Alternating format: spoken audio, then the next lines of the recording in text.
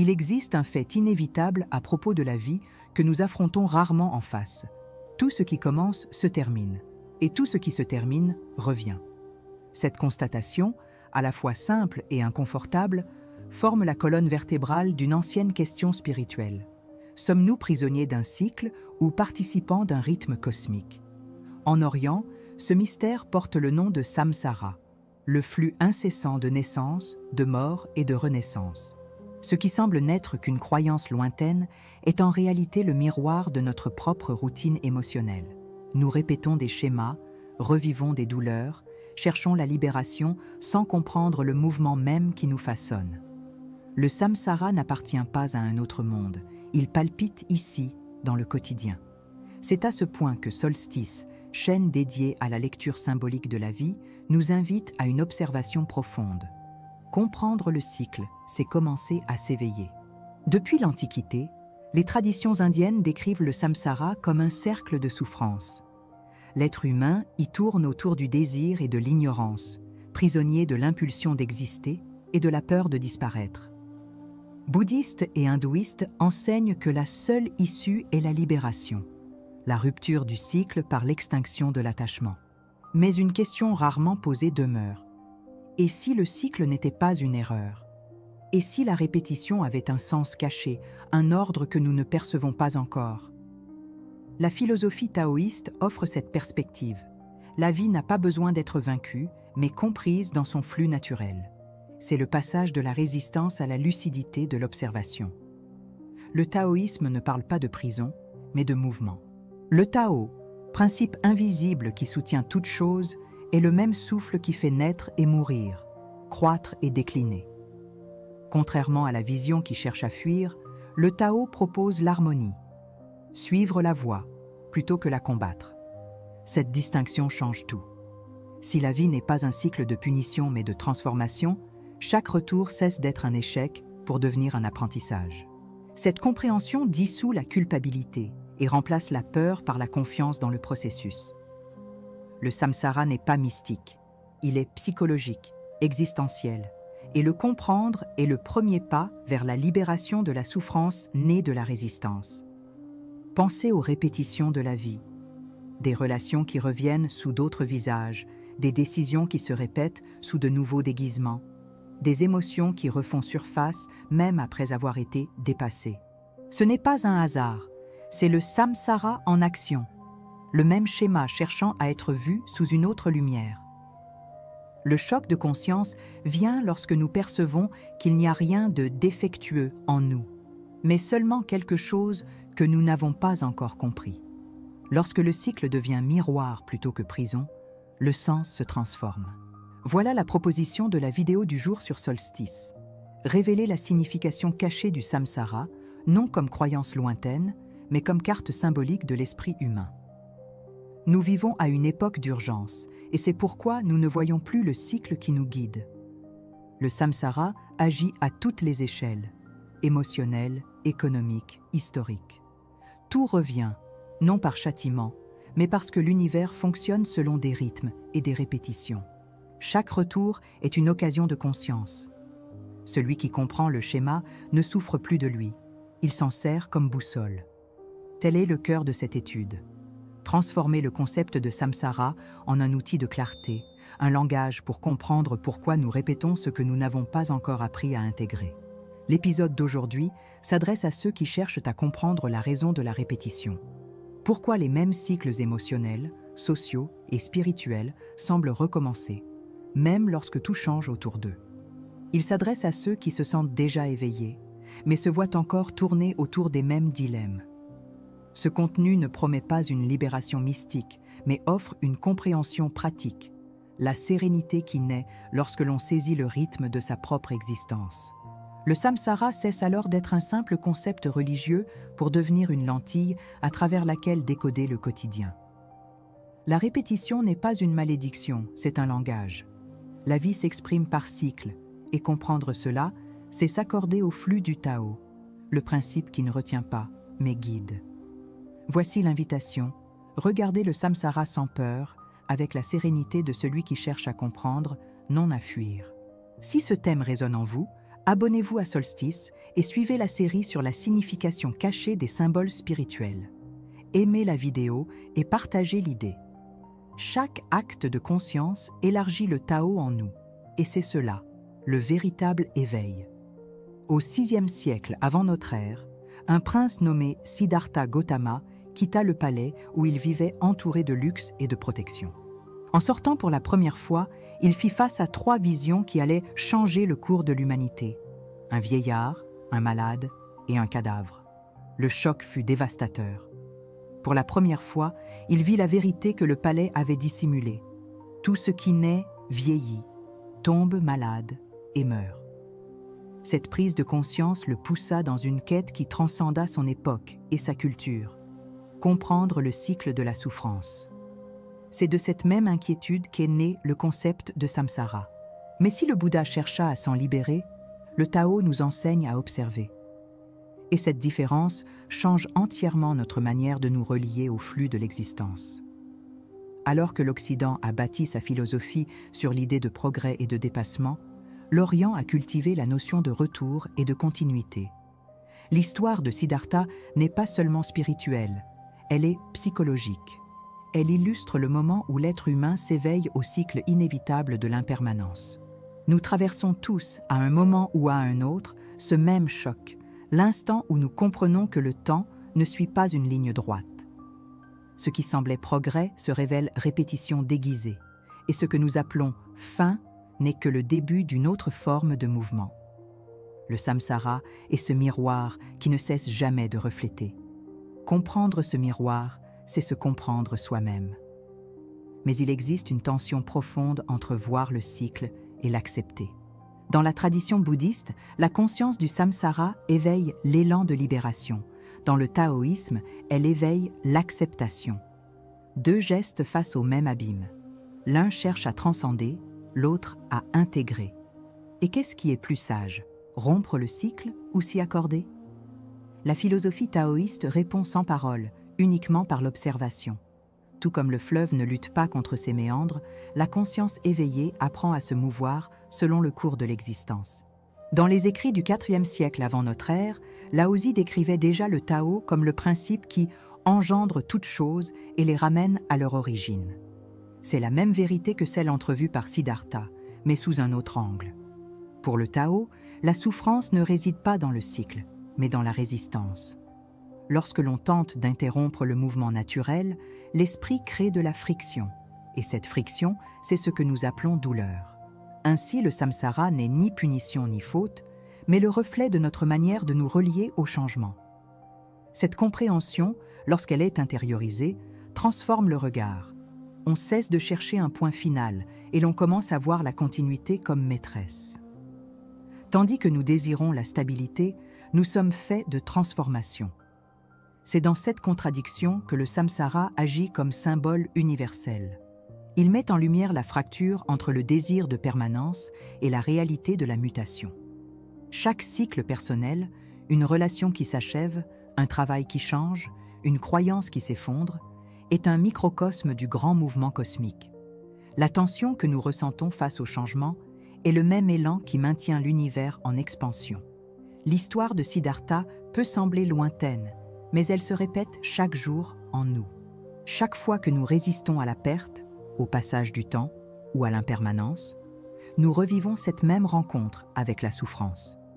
Le samsara n'est pas une doctrine ancienne, c'est un schéma qui continue de façonner notre expérience moderne. Lorsque nous le reconnaissons, nous commençons à comprendre que le chemin vers la sérénité n'est ni linéaire ni cumulatif, il est cyclique.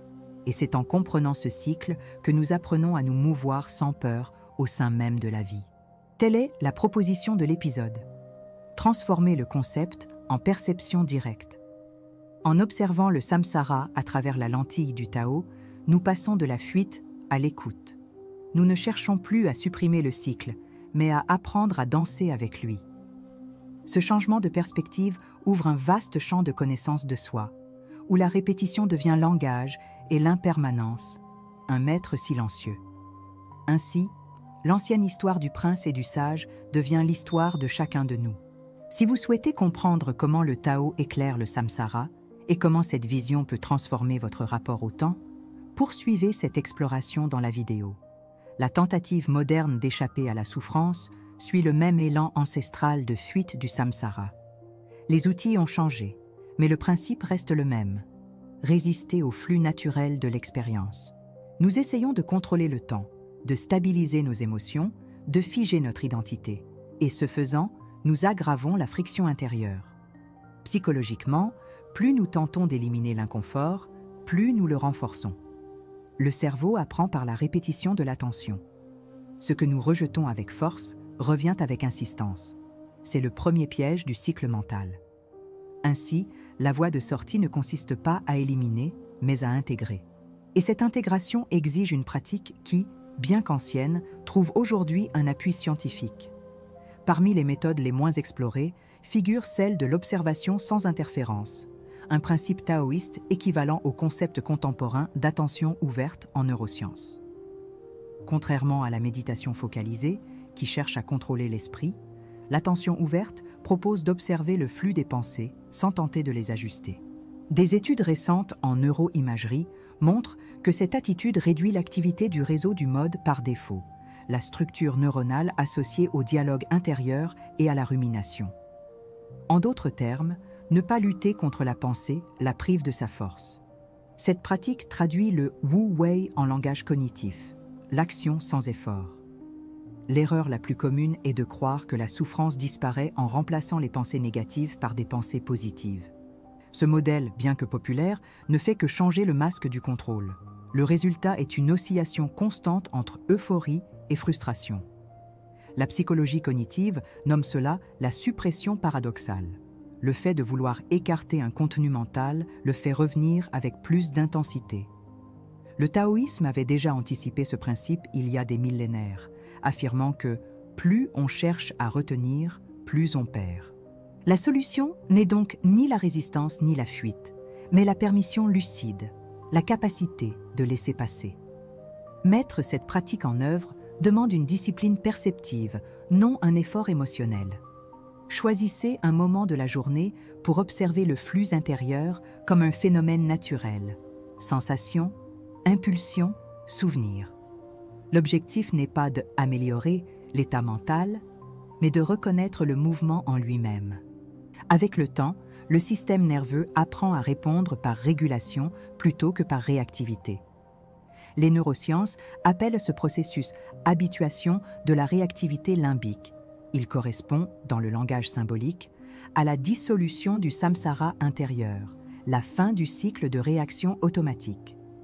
Solstice propose ce pont entre tradition et science pour montrer que l'ancien n'est pas mystique. Il est mesurable. Les alternatives superficielles, productivité toxique, consumérisme spirituel, positivisme permanent, ne font que déplacer l'attention. Elles promettent le contrôle, mais engendrent l'épuisement. Sur le plan symbolique, c'est l'esprit qui tente d'échapper au cycle en créant de nouveaux cycles de fuite. Le résultat est prévisible. Anxiété, culpabilité et un sentiment diffus d'insuffisance. La pratique du Tao prend la direction inverse. Elle ne précipite pas, elle ralentit. Elle n'affirme pas, elle observe. En faisant moins, l'esprit se réorganise avec plus de précision.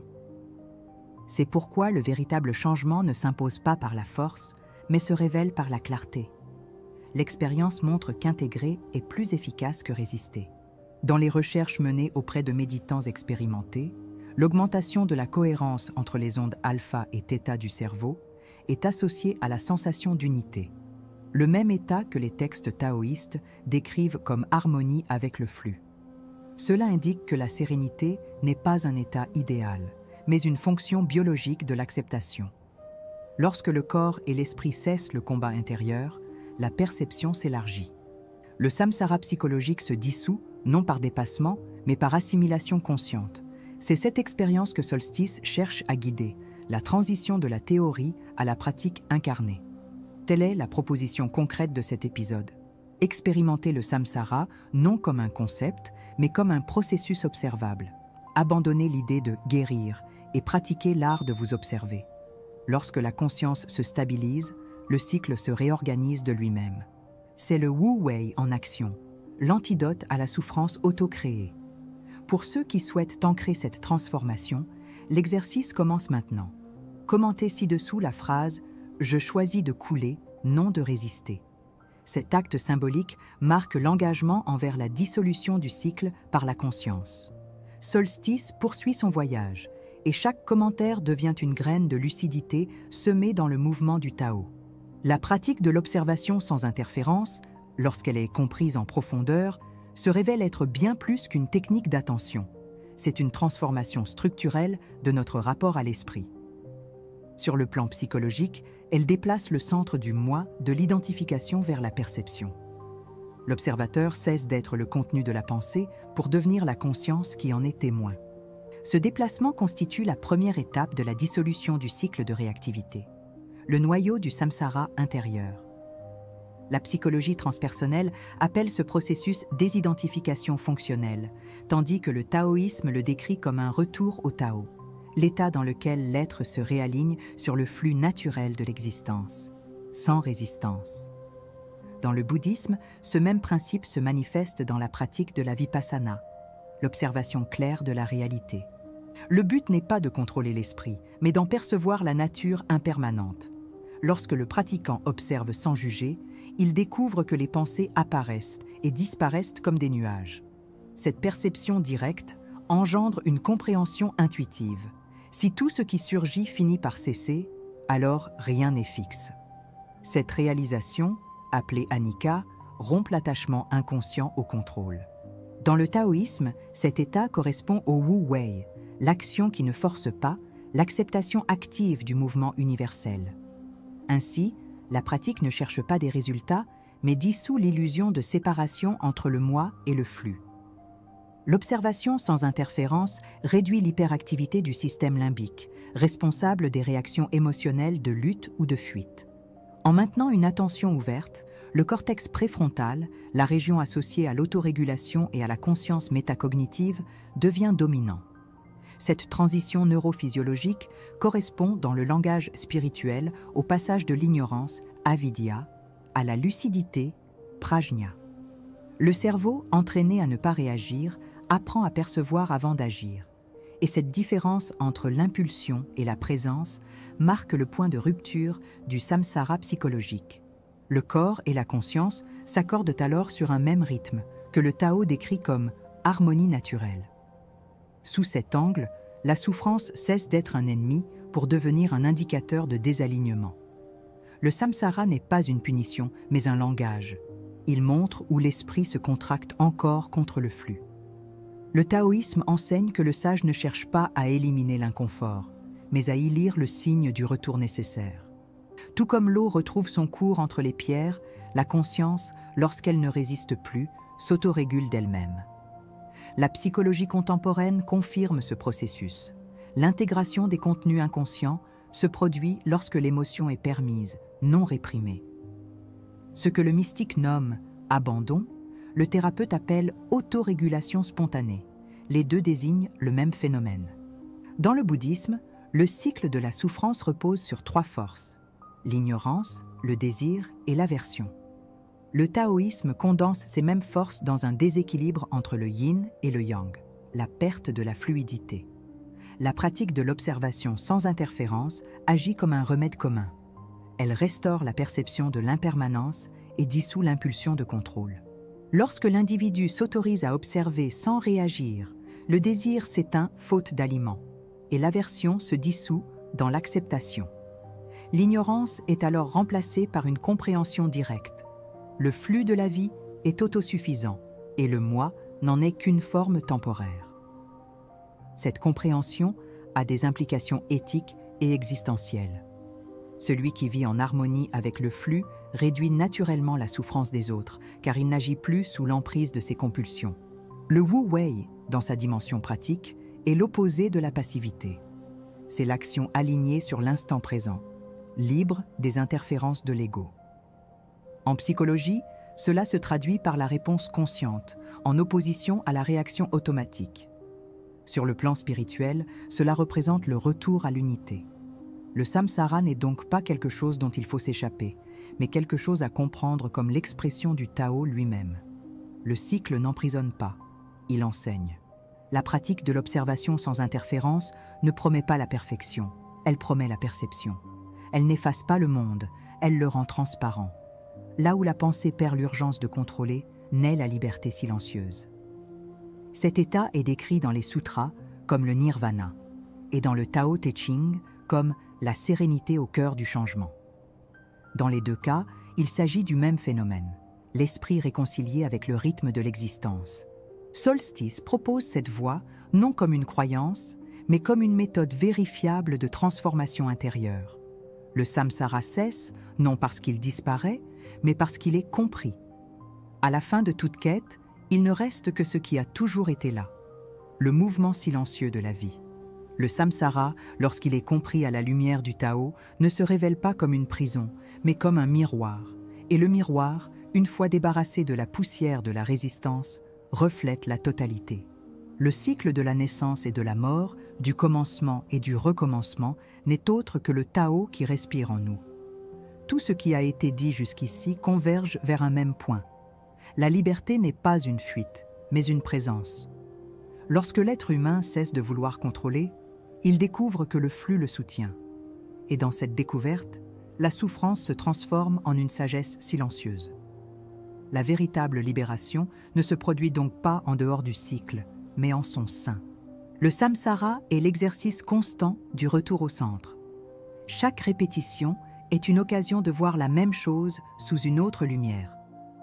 La conscience mûrit non pas lorsqu'elle cesse de ressentir, mais lorsqu'elle comprend que le ressenti fait partie du chemin. Le Tao Te Ching décrit cet état comme « savoir ce qui suffit ». Rien n'est ajouté, rien n'est retranché. L'harmonie naît lorsque le flux et l'esprit cessent de s'opposer. C'est la sérénité au cœur du changement. Cela signifie que l'esprit, autrefois fragmenté, apprend à fonctionner dans l'unité. L'alternance entre plaisir et douleur cesse d'être une montagne russe pour devenir une marée. L'individu qui observe au lieu de résister ne devient pas indifférent, mais lucide. Il participe à la vie avec légèreté, car il reconnaît le caractère cyclique de tout ce qui existe. L'acceptation n'est pas résignation, c'est l'intelligence appliquée à l'impermanence. Et c'est là que la philosophie et la pratique se rejoignent. Dans la compréhension du samsara comme voie de réconciliation avec la nature même de l'être. Le taoïsme nous rappelle que tout retour est sacré. Rien ne se perd lorsque le regard sait discerner le rythme dans le chaos apparent. La vie se révèle comme une alternance de vide et de forme, de silence et de son, d'être et de non-être. En comprenant cela, l'esprit se repose, non pas parce qu'il a trouvé toutes les réponses, mais parce qu'il n'en a plus besoin. La sagesse est la pause qui demeure lorsque la quête se dissout. Et c'est dans cet intervalle que l'on perçoit. L'éternité a toujours été contenue dans chaque instant. Peut-être que le véritable sens de la compréhension du samsara est de reconnaître qu'il n'y a jamais eu quoi que ce soit à transcender. Le cycle est le maître, et l'élève est celui qui résiste. Lorsque la résistance cesse, l'apprentissage s'accomplit. L'univers continue de se mouvoir, mais l'observateur désormais se meut avec lui. Il n'y a pas d'arrivée, seulement une continuité. Voilà l'épiphanie silencieuse que le Tao offre, non pas un destin, mais un état de cohérence avec ce qui est. Le repos ne se trouve pas à la fin, mais dans le rythme. Alors surgit la question qui clôt sans conclure. Si tout est en flux, qui est celui qui observe le mouvement? La réponse n'a pas besoin de mots. Elle se révèle dans l'instant où nous cessons de chercher et nous contentons de sentir le cours naturel de la vie. Solstice propose que cette question demeure vivante en vous, comme un koan qui ne demande pas de solution, mais de présence. Peut-être que le véritable éveil n'est rien d'autre que cela, percevoir que nous n'avons jamais quitté le chemin. Si ce contenu résonne en vous, permettez-vous un instant de silence avant de continuer. Observez ce qui bouge encore en vous et partagez dans les commentaires ce que le cycle vous a enseigné. Chaque expérience racontée est une nouvelle spirale du Tao. Et si vous souhaitez poursuivre l'exploration de ces couches cachées de l'existence, continuez à suivre Solstice, où chaque réflexion est un retour, et chaque retour une forme d'éveil.